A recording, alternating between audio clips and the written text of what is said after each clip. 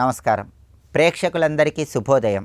ఈనాటి శుభయోగం శీర్షికన చైత్ర శుక్ల ఏకాదశి తిథి సందర్భంగా ఎలాంటి విధి విధానాలు పాటించాలో, తద్వారా ఎలాంటి ప్రయోజనాలు సిద్ధింపజేసుకోవచ్చో, చైత్ర శుక్ల ఏకాదశి తిథికి ఉన్నటువంటి ప్రాధాన్యత ఏంటో పరిశీలిద్దాం. చైత్ర మాసంలో శుక్లపక్షంలో వచ్చే ఏకాదశి తిథిని దవన ఏకాదశి లేదా కామదా ఏకాదశి అనే పేర్లతో పిలుస్తారు.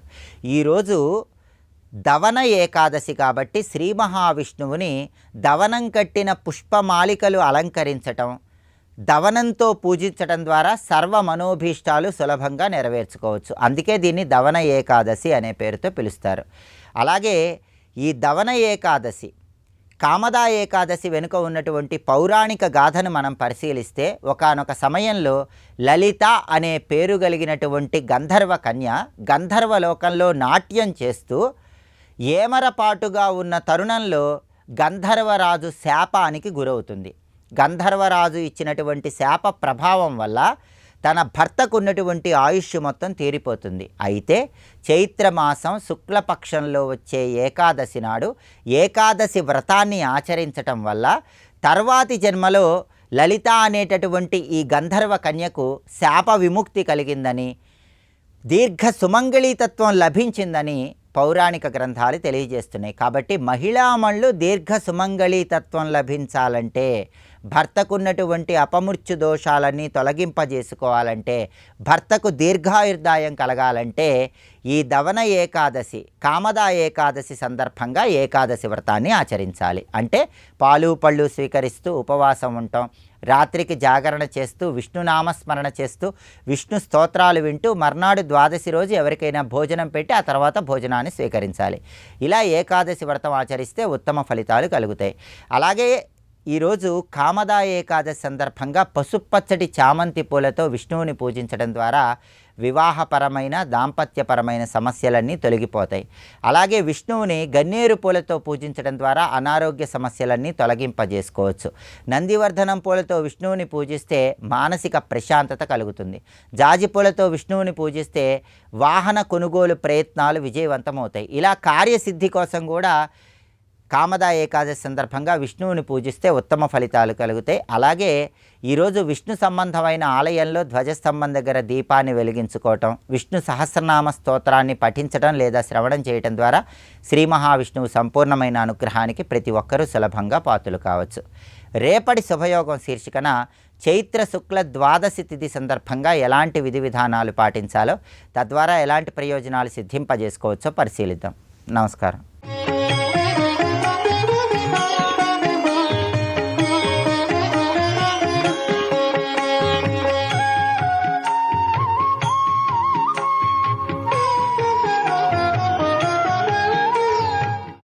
ఇందరు సూర్యులు ఉండగానే పైన హిమకిరణుడైనటువంటి చంద్రుడు కాస్త ఆ రిఫ్లెక్షన్కు ఇంద్రధనువులా గోచరిస్తున్నాడమ్మా. ఎంత బాగున్నదమ్మా అన్నాడు. ఇక్కడ ఎంత అద్భుతంగా చూపించారు. ఇక్కడ శిరస్థితా చంద్రనిభా ఫాలస్తేంద్రధను ప్రభా, తర్వాత హృదయస్థార విప్రక్ష. అంటే అమ్మవారు ఏ ఏ స్థానంలో ఎందు ఎలా భావించబడుతుందో కూడా ధ్యానించవలసింది. చంద్రశకలం కనుక శిరస్థిత, కానీ అది ధ్యానించినప్పుడు పాలనందు ఆ స్వరూపాన్ని ధ్యానించినప్పుడు ఇంద్రధనువు ఆకారంలో కూడా గోచరిస్తుంది. ఒకే సమయంలో కవితారూపమైన చమత్కారంతో పాటు ధ్యానంలో ఉన్న అందం చూపించాడు. ఇప్పుడు ఆ దివ్యమైన అమ్మవారి యొక్క కిరీటాన్ని ధ్యానించాం. ఇది ఆ పైన ఉన్న చంద్రుడిని కూడా కృష్ణ చతుర్దశి అమావాస్యల సంధిలో ఉన్న చంద్రుడిని వర్ణించారు అని లోతంగా చూసేవాడు చెప్పారు.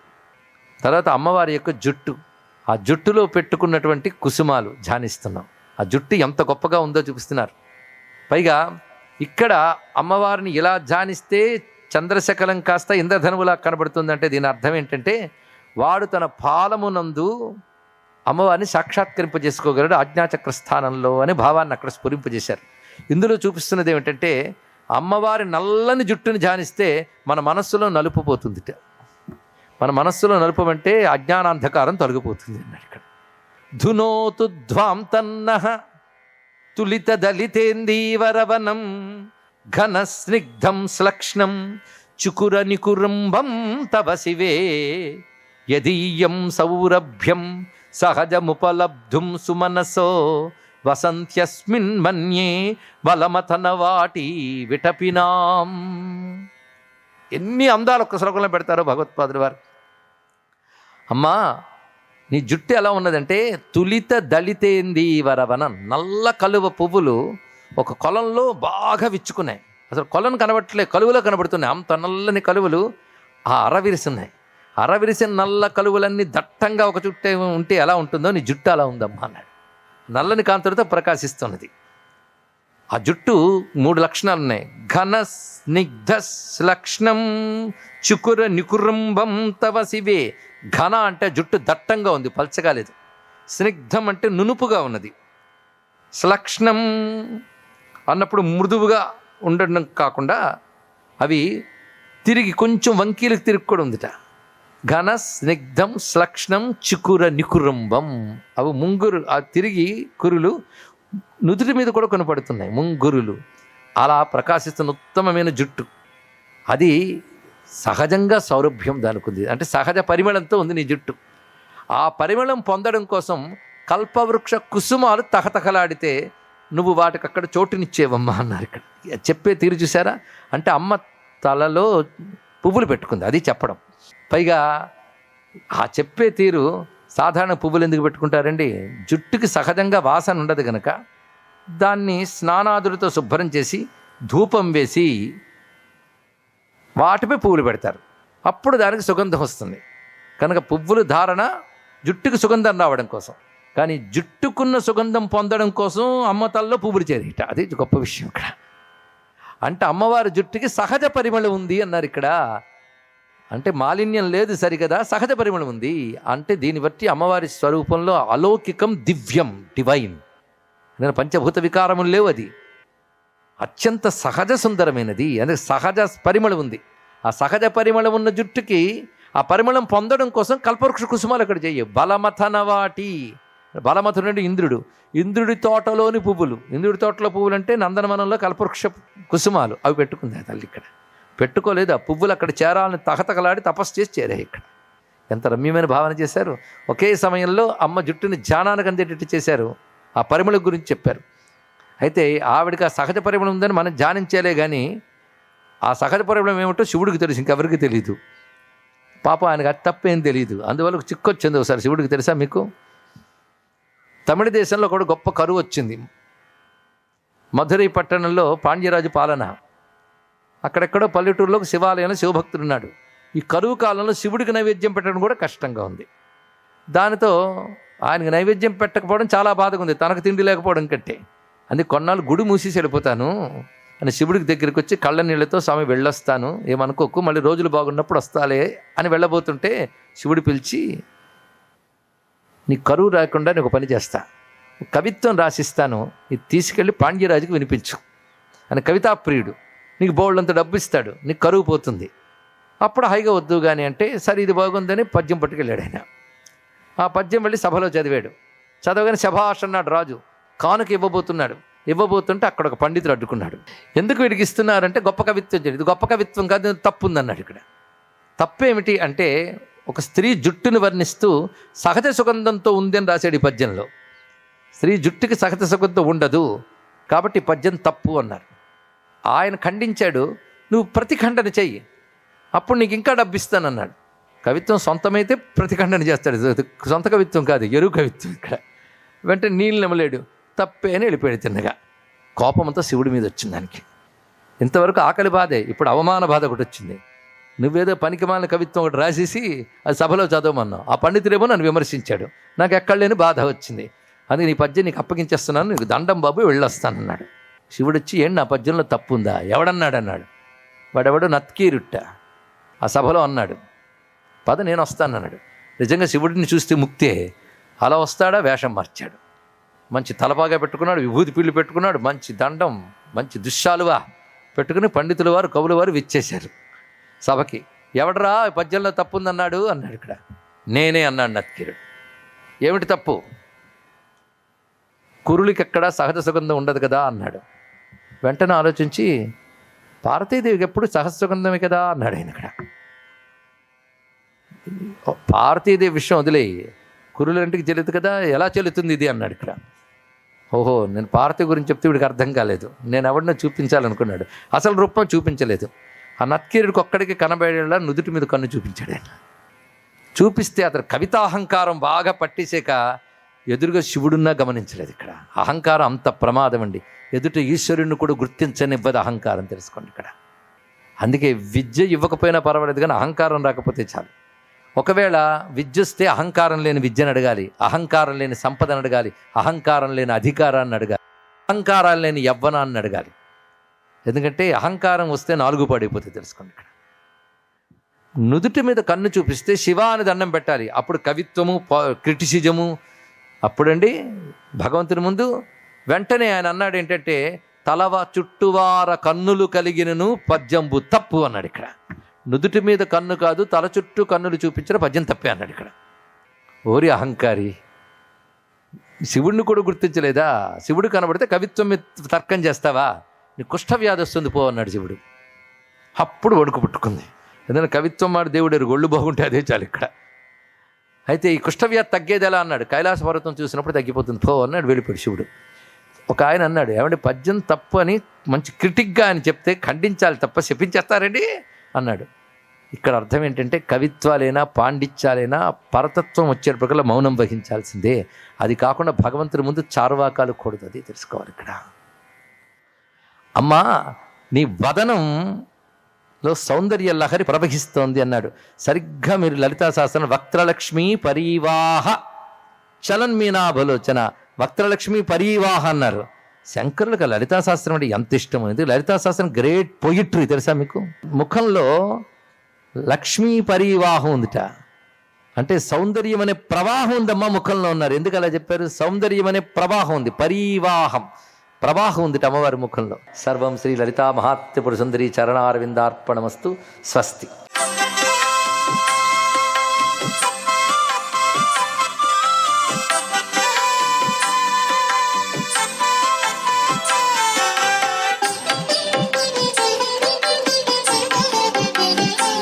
ఓం సవిత్రే నమః.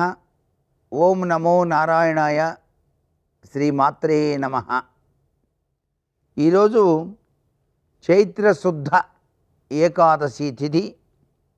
దీన్నే కామద ఏకాదశి, దమన ఏకాదశి అని కూడా పిలుస్తారు. అంటే పూర్వం లలిత అనేటువంటి గంధర్వ స్త్రీ శాపగ్రస్తుడై భర్త మరణించగా ఏకాదశి వ్రతాన్ని ఆచరించి మరుజన్మలో పుణ్యస్త్రీగా జీవితాంతం గడిపేలా వరాన్ని పొందిందని పురాణ కథ. ఈ వ్రతాన్ని ముత్తైదువులు గనక ఈరోజు ఆచరించినట్లయితే వారికి చక్కటి సౌభాగ్య సిద్ధి కలిగి తీరుతుంది. మరుజన్మలో కూడాను సౌభాగ్య ప్రాప్తి సిద్ధిస్తుంది అని చెప్పేసి శాస్త్రం చెబుతోంది. ఇవాళ లక్ష్మీనారాయణులను ఊయలలో విగ్రహాలను ఉంచి అలా దవనంతో గనక పూజ చేసినట్లయితే, వైష్ణవ ఆలయాలను సందర్శించి ఉపవాసం ఉండి జాగరణ కూడాను పాటించినట్లయితే విశిష్టవంతమైనటువంటి ప్రభావం వచ్చి తీరుతుంది. రుక్మిణీదేవిని ఈరోజు పూజించటం వల్ల భర్త యొక్క ప్రేమానురాగాలు అమితంగా సాధించడానికి ఆస్కారం ఉంటుంది స్త్రీలకు.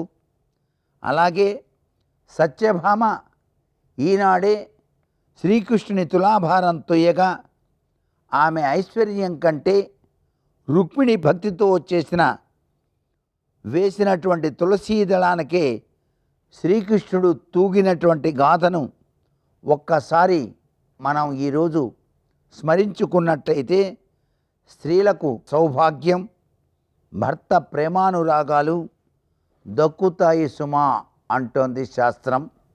ఇది సనాతన సంస్కృతి సంప్రదాయంలో దాగిన విధి విధానం. సర్వే జనా సుఖినో భవంతు.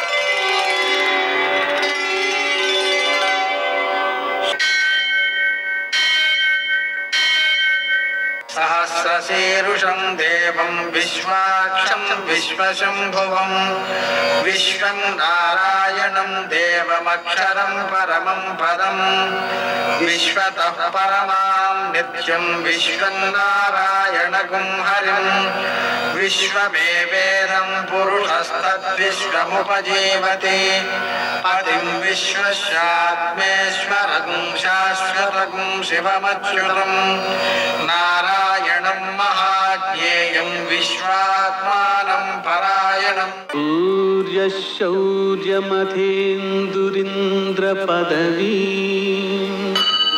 सन्मङ्गलं मङ्गलम् మర్కటేశ మహోత్సాహ సర్వశోక వినాశన శత్రువును సంహర మాం రక్ష శ్రియం దాపయ మే ప్రభో. నేటి కాలమాన విశేషాలను గమనిద్దాం. స్వస్తి శ్రీ చాంద్రమాన విశ్వావసునామ సంవత్సరం ఉత్తరాయణం వసంత ఋతువు చైత్రమాసం శుక్లపక్షం మంగళవారం. సూర్యోదయం 6:01 సూర్యాస్తమయం 6:18 తిథి ఏకాదశి రాత్రి 9:12 వరకు. నక్షత్రం ఆశ్లేష ఉదయం 7:55 వరకు. వర్జం రాత్రి 8:56 నుంచి 10:40 వరకు. దుర్ముహూర్తం ఉదయం 8:28 నుంచి 9:17 వరకు. మరల రాత్రి 10:59 నుంచి 11:46 వరకు. అమృతకాలం ఉదయం 6:13 నుంచి 7:55 వరకు.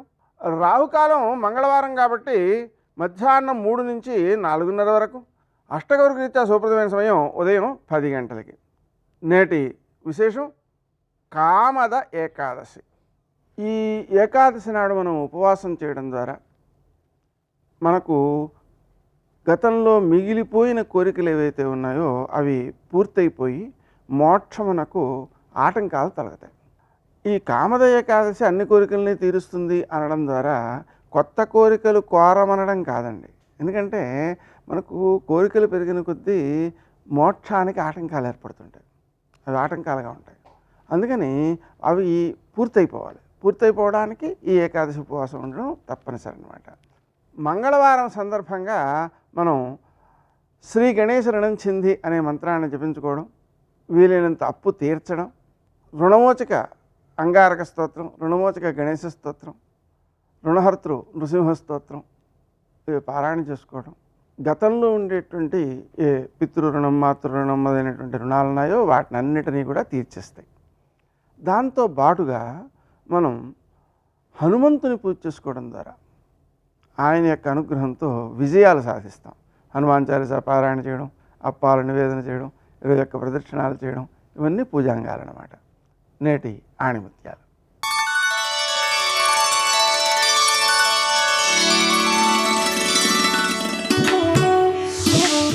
సంతోషం అనేది అవకాశం ద్వారా రాదు, మనం ఎంచుకునే ఎంపికల ద్వారా వస్తుంది.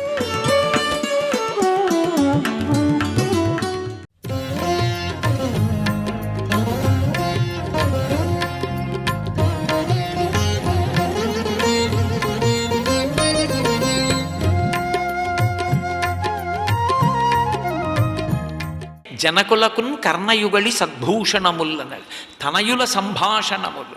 ఆ తండ్రికి ఆ వచ్చిరాని మాటలతో పిల్లలు మాట్లాడుతుంటే మురిసిపోతాడు తండ్రి.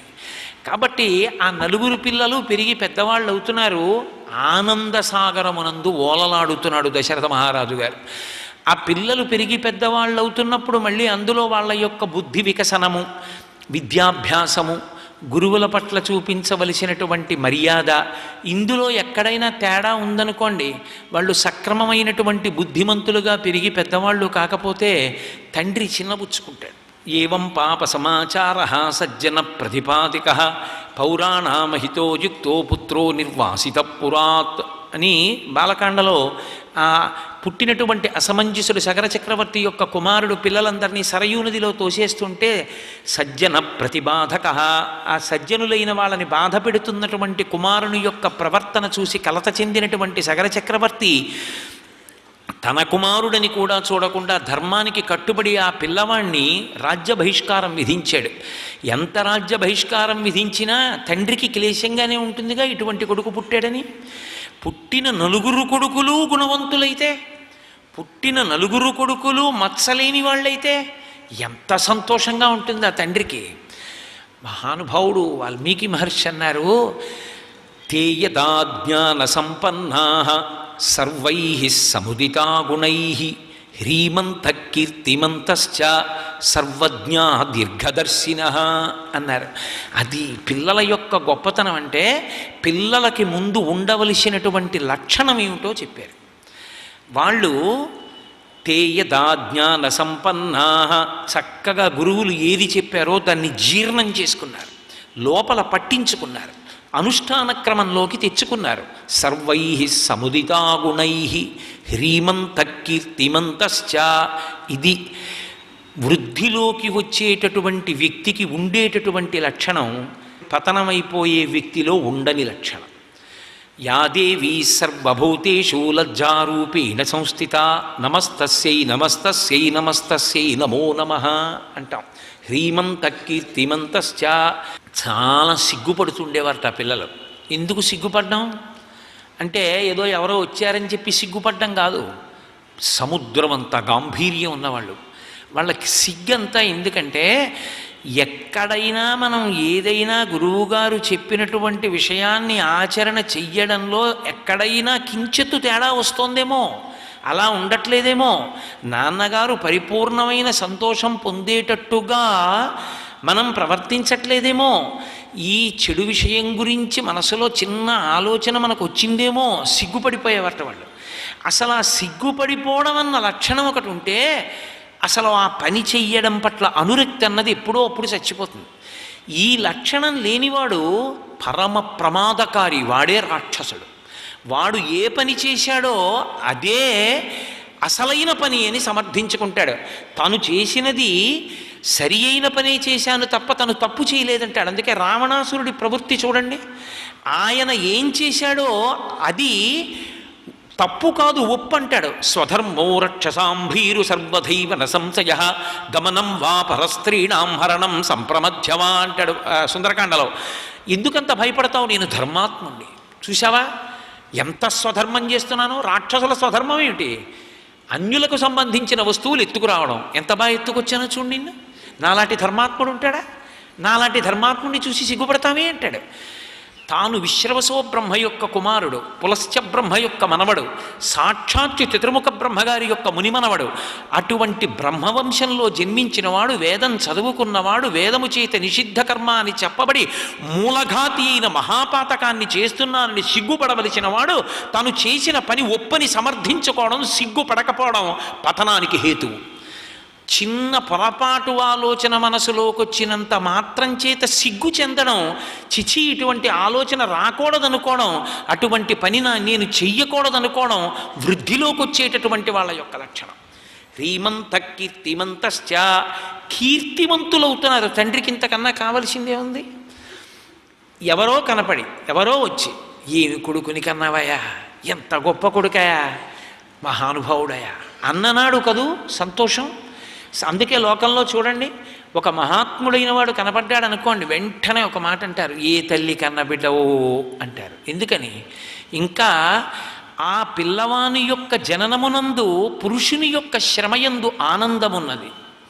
కానీ స్త్రీ పాత్రలో విశేషమైన ఖేదమున్నది.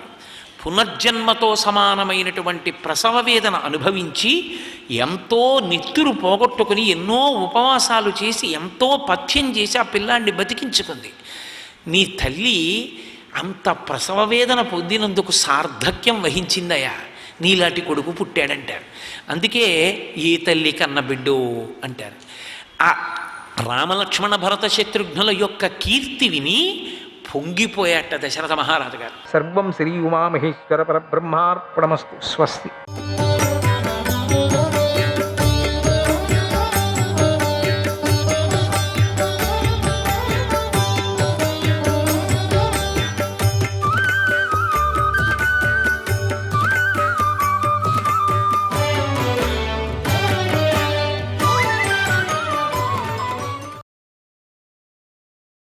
తమో గుణం, సత్వగుణం, రజోగుణం విడిగా ఉంటాయని ఎప్పుడు మనం వినలేదు.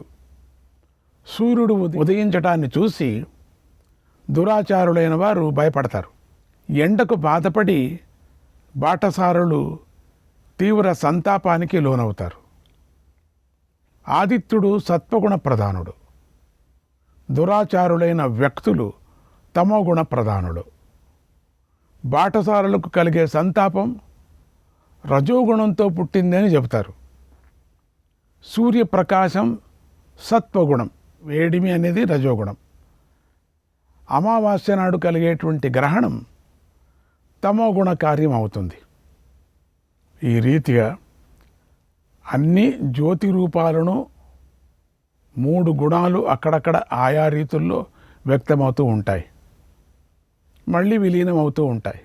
స్థావర ప్రాణులలో తమోగుణం అధికంగా ఉంటుంది. వాటిలో ఉండే పెరగటం అనే క్రియ రజోగుణం. వాటిలో గల జిడ్డు సత్వగుణం అవుతాయి. గుణభేదంతో రోజు 3 విధాలుగా ఉంది అని తెలుసుకోవాలి. రాత్రి కూడా 3 విధాలుగా ఉంది. మాసాలు, పక్షాలు, సంవత్సరాలు, ఋతువులు, సంధ్యలు కూడా 3 భేదాలు కలిగి ఉంటాయి. జనులు 3 విధాలైన దానాలు ఇస్తారు. యజ్ఞం త్రిగుణాత్మకంగా జరుగుతుంది. లోకాలు, దేవతలు, విద్యలు, గతులు కూడా 3 విధాలుగా ఉన్నాయి. దాన్ని ఏమంటారు? భూతకాలం, వర్తమానం, భవిష్యత్తు. ధర్మార్థ కామాలు, ప్రాణాపానోదానాలు అన్నీ 3 విధాలుగా ఉన్నాయి. ఈ లోకంలో భిన్న భిన్న కాలాల్లో భిన్న భిన్న రీతులుగా లభించే వస్తువులు అన్నీ త్రిగుణాత్మకాలే అయి ఉన్నాయి. అంతటా త్రిగుణాల ఉనికి ఉంది. ఈ 3 గుణాలు అవ్యక్తంగా ప్రవాహ రూపంగా నిత్యమై ఉంది. సత్వము, రజస్సు, తమస్సు అనే 3 గుణాల సృష్టి సనాతనమైంది.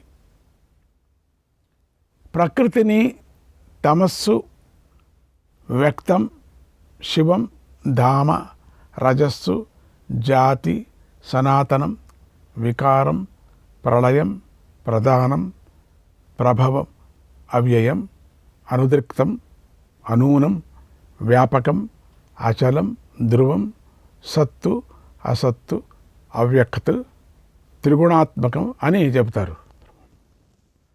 ఆధ్యాత్మిక తత్వాన్ని చింతించేవారు వీటి జ్ఞానం కలిగి ఉండాలి. దీనంతా తెలుసుకోవాలి. ఆధ్యాత్మికంగా ఎదగాలంటే ప్రకృతి గల ఈ పేర్లను, సత్వము మొదలైన గుణాలను, సంపూర్ణ విశుద్ధగతులను చక్కగా తెలుసుకున్నవాడు గుణ విభాగ తత్వజ్ఞుడు అవుతాడు. అతని మీద సాంసారిక దుఃఖాల ప్రభావం పడదు. అతడు దేహాన్ని విడిచిపెట్టిన తర్వాత సకల గుణాల నుంచి సంపూర్ణంగా విముక్తుడవుతాడు అన్నాడు బ్రహ్మదేవుడు. శ్రీకృష్ణాయ పరమాత్మనే నమః. ఇది చాలా అద్భుతమైనటువంటి ఒక ప్రసంగం, 40వ అధ్యాయం. ఇది కూడా గురువులు యొక్క శిష్యుల యొక్క సంవాదమే. ఇక్కడ బ్రహ్మరూపంగా ఉండే పరమాత్ముడు గురువుగా, మహర్షులందరూ శిష్యులుగా, బ్రహ్మదేవుడు మహర్షులకు ఇలా చెప్తున్నాడు. మహర్షులారా, మొదట అవ్యక్త ప్రకృతి నుండి మహత్తరాత్మ స్వరూపమైన మహాబుద్ధిత్వం ప్రకటమైంది. అంటే బ్రహ్మనే చెప్తున్నాడంటే ఆయనకి తెలుసు కదా ఎట్లా పుట్టిందని. ఇది అన్ని గుణాలకు ఆదితత్వం. దాన్నే బ్రహ్మజ్ఞానం అనటం. దీనిని ప్రథమ సర్గం అంటారు. మహత్తరాత్మ మతి. విష్ణువు, జిష్ణువు, శంభువు, వీర్యవంతుడు, బుద్ధి, ప్రజ్ఞ, ఉపలబ్ధి, ఖ్యాతి, ధృతి, స్మృతి అనే పర్యాయ వాచకాలైన పేర్లతో ఆ ఆత్మను గుర్తించడం జరుగుతుంది. ఎంత ఆత్మను గుర్తించడానికి ఇన్ని సులభమైన మార్గాలు ఉన్నాయి. అంటే దాని తత్వాన్ని తెలుసుకున్న విద్వాంసుడు మోహాన్ని పొందడు. పరమాత్మ అన్ని వైపులా చేతులు, కాళ్ళు కలిగి ఉంటాడు. అన్ని దిక్కులా కన్నులు, తలలు, ముఖాలు కలిగి ఉంటాడు. అన్ని వైపులా చెవులు కలిగి అంతటా వ్యాపించి ఉంటాడు. అందరి హృదయాల్లోనూ విరాజిల్లే పరమపురుషుడైన పరమాత్మ ప్రభావం చాలా గొప్పది. అణిమ, లఘిమ, ప్రాప్తి మొదలైన అష్టసిద్ధులు మీకు తెలుసు కదా. మొదలైన సిద్ధులు ఆయన స్వరూపాలే అయి ఉన్నాయి. ఆయన సర్వశాసకుడు, జ్యోతిర్మయుడు, అవినాశి. ప్రపంచంలో ఉండే ఏ వ్యక్తులు అయినా బుద్ధిమంతులు, మంచి భావం కలవారు, ధ్యాతలు, నిత్య యోగులు, ఆడిన మాట తప్పనివారు, ఇంద్రియాలను జయించినవారు, జ్ఞానులు, ఉదార చిత్తులు, కోపం గెలిచినవారు, ప్రసన్న చిత్తులు, ధీరులు, మమకారం లేనివారు, అహంకారం లేనివారు అందరూ ముక్తులై పరమాత్మను పొందుతారు. సర్వశ్రేష్ఠుడైన పరమాత్మను తెలుసుకున్నవాడు పుణ్యదాయకమైన ఉత్తమ గతి పొందుతాడు. పృథివీ, వాయువు, ఆకాశం, జలం, జ్యోతి అనే 5 మహాభూతాలు అహంకారం నుంచి జన్మించాయి. ఆ పంచభూతాలతో వాటి కార్యాలైన శబ్దము, స్పర్శ, రూపం, రసం, గంధం అనే వాటితో సకల ప్రాణులు కూడి ఉంటారు. ధీరులైన మహర్షులారా, పంచమహాభూతాల వినాశ సమయంలో ప్రళయం కలుగుతుంది. అప్పుడు సమస్త ప్రాణులకు మహాభయం కలుగుతుంది. కానీ సమస్త ప్రాణులలో ఆత్మజ్ఞానులైన ధీరులకు అప్పుడు కూడా మోహం కలగదు. అప్పుడు కూడా వాళ్ళు ఏ విధమైనటువంటి చంచలం కలగదు వాళ్లకు. ఆది సర్గంలో సర్వసమర్థుడు, స్వయంభువు అయినటువంటి శ్రీ మహావిష్ణువు వ్యక్తమవుతాడు.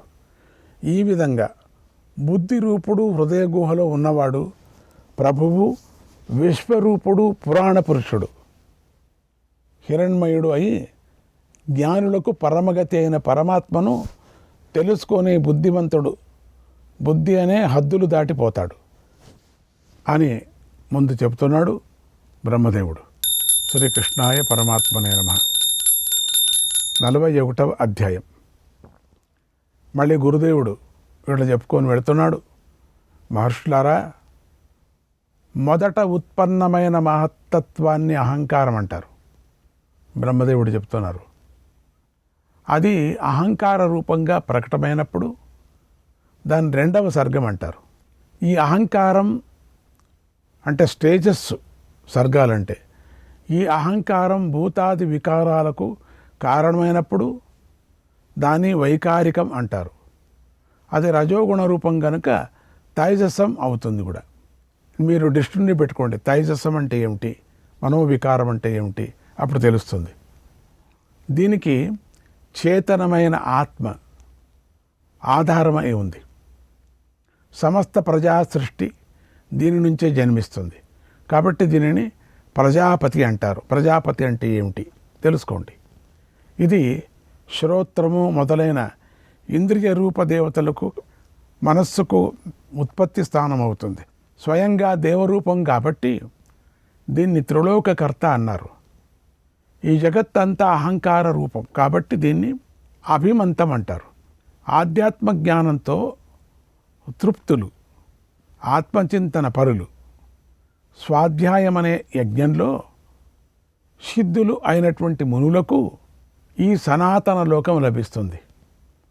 సమస్త భూతాలకు ఆది అయ్యి సమస్త భూతాలను ఉత్పన్నం చేసే ఆ అహంకారానికి ఆధారమైన జీవాత్మ అహంకారం ద్వారా సమస్త గుణాలను సృష్టిస్తాడు, వాటిని అనుభవిస్తాడు. ఈ జగత్ అంతా వికారాలకు కారణమైన అహంకార రూపమే అయి ఉంది. ఆ అహంకారమే తన తేజస్సుతో సమస్త జగత్తును భోగాలపై కోరిక కలదానిని చేస్తుంది అన్నాడు బ్రహ్మదేవుడు. అంటే దేనికి కోరిక కలుగ చేస్తుందంటే దీని వెనకాలంతా మనం చదువుకొని వెళితే బాగుంటుంది. అది ఆత్మజ్ఞానం అంటే ఇదే అండి. ఆత్మజ్ఞానం కావాలా, ఆత్మతత్వం కావాలా, ఆత్మ విచారం కావాలా, తెలుసుకోవాలా అంటారే, ఇదే మహాభారతంలో అత్యంత సులభంగా మనకి ఇచ్చాడు. కాకపోతే మీరు ఏకాగ్రతతో వినాలా, మళ్ళీ శ్రవణం, మళ్ళీ పఠనం, శ్రవణం మళ్ళీ చేయాలి. శ్రీకృష్ణాయ పరమాత్మనే నమః. 42వ అధ్యాయం. గురుదేవుడైన బ్రహ్మదేవుడు మహర్షులకు శిష్యులకు ఇలా చెప్తున్నాడు. ఓ శిష్యులారా, అహంకారం నుంచి పృథివీ, వాయువు, ఆకాశం, జలం, జ్యోతి అనే పంచమహాభూతాలు జన్మించాయి. అర్థమైందా మీకు? ఇప్పుడు ఈ పంచమహాభూతాలలో అంటే వీటి శబ్ద, స్పర్శ, రూప, రస, గంధాలనే విషయాలతో సకల ప్రాణులు మోహాన్ని పొందుతారు. మహాభూతాలు నశించిన సమయంలో ప్రళయం కలిగినప్పుడు సమస్త ప్రాణులకు మహాభయం కలుగుతుంది. ఆ ప్రళయ సందర్భంలో అందరికీ కలుగుతుంది. ఎందుకంటే చీకటి, చలి, ఏమీ కనపడదు. భయం, ప్రళయం, ఎవరికెవరో తెలియదు. భయం కాకుంటుంటుందా? ఏ మహాభూతం నుంచి ఏది జన్మిస్తుందో అది దానిలోనే లీనమవుతుంది. అవి అనులోమ క్రమంలో ఒకదాని తర్వాత ఇంకొకటి వ్యక్తం అవుతాయి. అంటే విలోమ క్రమంలో అవి ఒకదానిలో ఇంకొకటి లీనమవుతాయి. వచ్చిన దారిలో అట్లా వెళుతుంటాయి. ఈ విధంగా స్థావర జంగమాత్మకమైన ప్రాణి సమూహం లీనమైన స్మరణశక్తి గల యోగులు ఎప్పుడూ లీనం కారు. వాళ్ళు మాత్రం లీనం కారు. అనిత్యమైన స్థూల పదార్థాలను మోహం అని పిలుస్తారు. అనిత్యమైనటువంటి స్థూల పదార్థాలకి మోహం అంటే లోభము. లోభం వల్ల కర్మలు, వాటి నుండి పుట్టేటువంటి సమస్త ఫలాలు సమాన భావంతో చూస్తే వాస్తవంగా లేనేలేవు. శరీరంలోని బాహ్యాంగాలు రక్తమాంస సంఘాతాలు కాబట్టి ఒకదాని సహాయంతో ఇంకొకటి ఉంటాయి. అందువల్ల వాటిని దీనాలు, కృపాణలు అన్నారు. ప్రాణం, అపానం, ఉదానం, సమానం, వ్యానం అనేటువంటి 5 వాయువులు నిరంతరంగా శరీరంలో ఉంటాయి. 5 వాయువులు ఉన్నాయి మన శరీరంలో. కాబట్టి ఇవి సూక్ష్మాలై ఉన్నాయి. మనస్సు, వాక్కు, బుద్ధులతో కలిపి వీటిని లెక్క వేస్తే ఇవి 8 అవుతాయి. తర్వాత చర్మము, ముక్కు, శ్రోత్రం, కన్నులు, నాలుక, వాక్కు అనే ఇంద్రియాల వశంలో ఉండేవాడు, మనస్సు శుద్ధమైన వాడు, బుద్ధి స్థిరంగా ఉండేవాడు, ఈ 8 అగ్నుల చేత మనస్సు దగ్ధం కానివాడు అద్వితీయమైనటువంటి శుభకరమైన పరబ్రహ్మను పొందుతాడు. మానవుడు మొదట ఈ ఇంద్రియ గ్రామాన్ని జయించాలి. తర్వాత అతడికి బ్రహ్మ సాక్షాత్కారం కలుగుతుంది. కర్మానుష్ఠానంలో అనేక భేదాలు ఉన్నాయి. వాటిలో పూజలు, దానాలు, యజ్ఞాలలో హోమం చేయడం అనేవి ముఖ్యం. ఓ ధర్మాత్ములారా, జ్ఞానులైన వారు ఈ విషయాలు చక్కగా తెలుసుకోవాలి. ఇంద్రియాలను, వాటి విషయాలను, పంచభూతాల ఐక్యాన్ని తెలుసుకొని దానిని మనస్సులో చక్కగా ధారణ చెయ్యాలి. మనస్సు క్షీణించటంతో సమస్త వస్తు క్షయం కాగా మానవుడికి జన్మించాలనే కోరిక కలగదు. జ్ఞానంతో కూడిన అంతఃకరణం గల విద్వాంసులకు దానిలోనే సుఖానుభవం కలుగుతుంది. ఇప్పుడు కోమల కఠోర భావాలతో సర్వ ప్రాణులలో ఉంటూ మానసిక సూక్ష్మ భావనలు మేల్కొల్పే శుభకరమైనటువంటి నివృత్తి విషయాన్ని ఉపదేశిస్తాను. ఇది చాలా కఠినంగా ఉంటుంది, అర్థం కాదు. అర్థం చేసుకోవటానికి ప్రయత్నం చేస్తాం. ఏది అర్థం కానిది మన గురుదేవుడు విష్ణుమూర్తి కానీ, బ్రహ్మ కానీ, శివుడు కానీ, శివగురువు కానీ చెప్పరు. అసలు శబ్దాలు లేవు. అర్థము కానిది ప్రపంచంలో ఏదీ లేదు. అన్నీ అర్థమవుతాయి. పాత్రను బట్టి, వాళ్ళ అదృష్టాన్ని బట్టి అర్థం చేసుకుంటారు. మంచి గురువు దగ్గర పెరిగింటే తొందరగా అర్థం చేసుకుంటారు. అర్థం చేసుకోవాలనేటువంటి తపన ఉన్నా చాలు. దీన్ని ఇప్పుడు విందాం. సర్వ సుఖాలకు బ్రహ్మ ఒక్కటే ఆధారం. నిజం కదా? అది సగుణమైన నిర్గుణం. సగుణమైన నిర్గుణం అంటే అభిమానం లేనిది, అద్వితీయం, భేదభావం లేనిది అని తేల్చారు. అంటే తాబేలు తన సర్వాంగాలను లోపలికి ముడుచుకున్నట్లు తన కామలన్నీ కూడా అన్ని వైపుల నుండి కుదించుకొని లోపలికి రజోగుణం లేనివాడైన విద్వాంసుడు సర్వబంధ విముక్తుడవుతాడు, నిత్య సుఖి అవుతాడు. కోరికను తనలోనే అణుచుకున్నవాడు, తృష్ణ లేనివాడు, ఏకాగ్ర చిత్తుడు. ఇప్పుడు కోరికలంతా ఎట్లా పోతాయని చాలామంది అంటారు. దాన్ని అనుభవిస్తే పోతాయని. తప్పు. అనుభవిస్తే ఇంకా ఎక్కువ అవుతాయి. మరి దాన్ని ఏం చేయాల? అణుచుకోవాల. అంటే దానిని నొప్పి పెట్టడం లేదు, కంట్రోల్. అణుచుకున్నప్పుడు అవి అక్కడికక్కడికే కరిగిపోతాయి. సులభం. అయ్యో కామక్రోధాదులు ఎట్లయ్యా నేను అణుచుకునేది? అణుచుకోవాలా. అణుచుకున్నప్పుడు మొత్తం దానికి సంబంధించినటువంటి వ్యాపారాలన్నీ పోతాయి. అంటే కోరికలను తనలోనే అణుచుకున్నవాడు, తృష్ణ లేనివాడు, ఏకాగ్ర చిత్తుడు, సర్వ ప్రాణిమిత్రుడు, హితుడు అయినవాడు బ్రహ్మాన్ని పొందుతాడు. విషయాభిలాష గల సర్వేంద్రియాలను నిరోధించి జన సముదాయ స్థానాన్ని విడిచిపెట్టడం వల్ల మునికి ఆధ్యాత్మ జ్ఞాన తేజస్సు అధికంగా ప్రకాశిస్తుంది. జ్ఞాని ఎప్పుడు జనసమూహంలో ఉండకూడదు అని చెప్తారు. ఎందుకంటే అది వినటం, చూడటం, దాని మూలాన ఆ సంపర్క దోషం వల్ల కొన్ని దెబ్బతినవచ్చు మనకు. అందుకని జనసమూహంలో జ్ఞాని అయినవాడు పడకూడదు. జ్ఞానం కావాలన్నవాడికి అది గెలిచిన తర్వాత పడవచ్చు, ఎందుకంటే అప్పుడు అది లెక్కలేదు.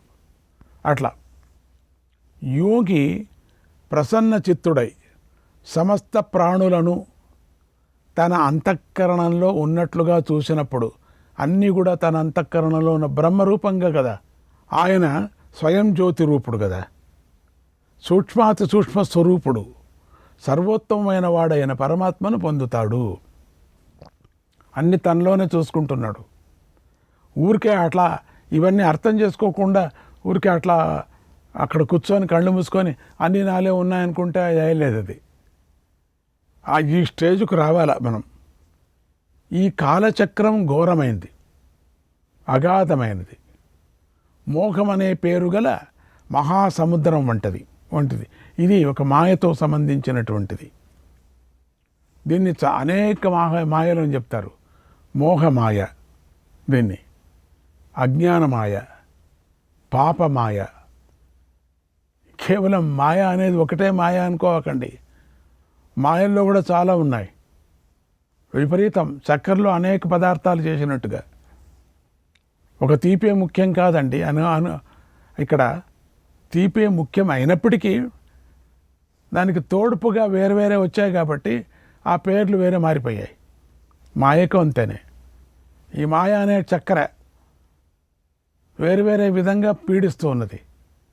ఇది దేవతలతో కూడిన సమస్త జగత్తును తగ్గించడం చేస్తుంది, విస్తారం కూడా చేస్తుంది. సమస్తాన్ని జాగృతం చేస్తుంది. మళ్ళీ నిరంతరం ఇంద్రియ నిగ్రహం వల్ల మానవుడు కామాన్ని, క్రోధాన్ని, భయాన్ని, లోభాన్ని, ద్రోహాన్ని, అసత్యాన్ని విడిచిపెట్టరాని దుర్గుణాలను విడిచిపెడతాడు. అదంతకదే అవి పోతాయి, ఉండవిక.